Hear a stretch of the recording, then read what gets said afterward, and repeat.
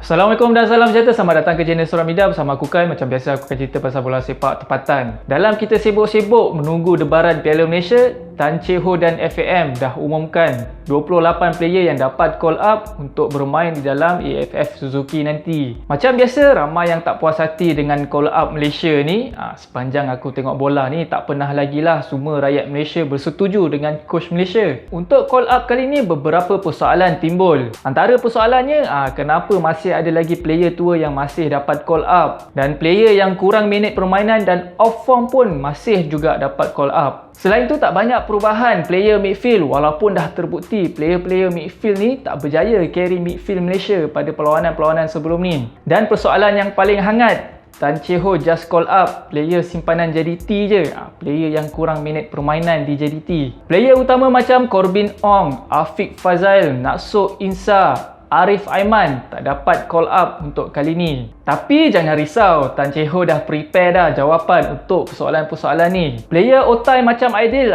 masih dapat call up, katanya dia masih relevan untuk skuad Harimau Malaya. Walaupun jarang bermain dengan JDT, bukan setakat jarang dalam first 11 memang tak ada dia ni. Tapi Tan Chee Ho masih percaya dengan kualiti Aidil dan mengharapkan leadership dia di dalam skuad Harimau Malaya. Kata Tan Chee Ho, pengalaman player-player Otai macam Aidil ni masih diperlukan.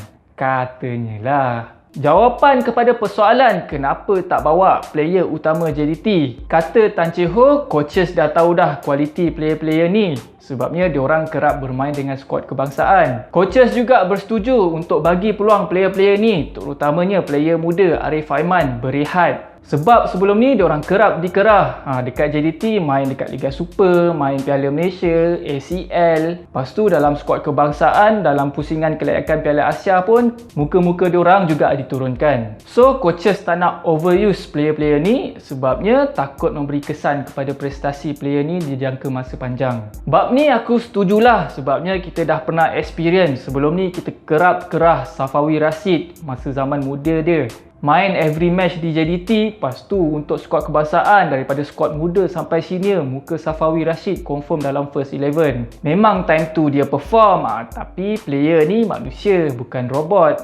Sedangkan robot pun kalau pakai non-stop boleh meletup juga kan. Ini kan pula manusia, sampai masa dia penat, dia akan efek kepada performance. Rakyat Malaysia ni pula jenis yang mudah lupa.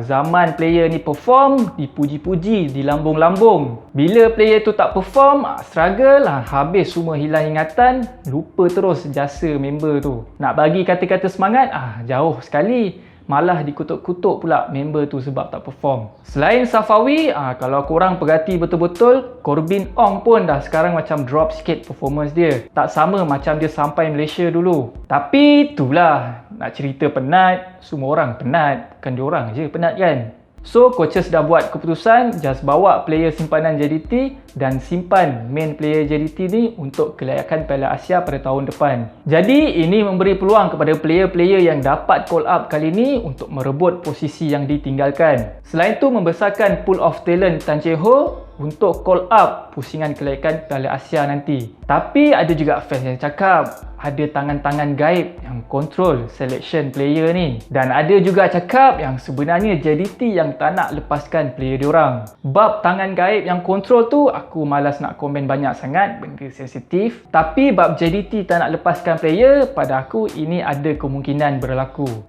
Cuma aku percaya JDT buat macam tu dengan alasan yang samalah, untuk memberikan player ni masa rehat yang lebih panjang. Kalau nak cakap JDT simpan player untuk kempen Piala Malaysia 2021 ni, tak boleh juga. Sebab time AFF Suzuki, Piala Malaysia dah habis dah settle. JDT memang dah tak ada apa-apa tournament nak main, SCL semua dah bungkus. Memang betul nak bagi peluang player-player ni rehat. Dan JDT ada alibi untuk tak melepaskan player diorang, sebabnya AFF Suzuki ni tak ada dalam kalender FIFA International Break. So kalau ikut rule FIFA, kelab tak wajib melepaskan player diorang.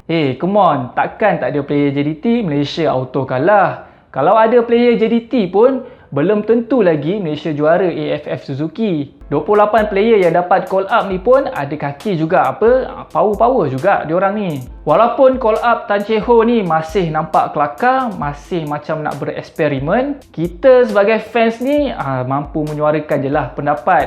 Apa-apa pun kita mesti support juga. Nak buat macam mana? Awak coach ke? Dia coach. Kita tunggu call up kelayakan Piala Asia nanti pula. Kita tengok sama ada merepek lagi ke tak. Sekarang ni kita bagi chance dulu, kita support dulu. Apa-apa pun, selamanya Harimau Malaya. Kita jumpa lagi on the next video. Assalamualaikum dan salam sejahtera. Bye-bye.